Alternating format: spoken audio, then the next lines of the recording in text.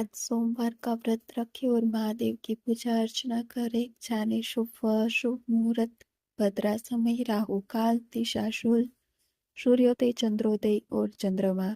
चंद्रास्त का समय सूर्योदय 5:29, सूर्यास्त 7:08, चंद्रोदय 12:45, चंद्रास्त 10:53।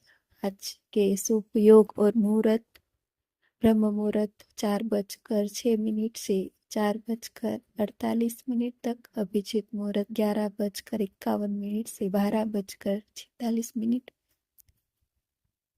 विजय मुहूर्त 2:35 से 3:30, गौतमी मुहूर्त 7:06 से 7:27, अमृत काल 8:49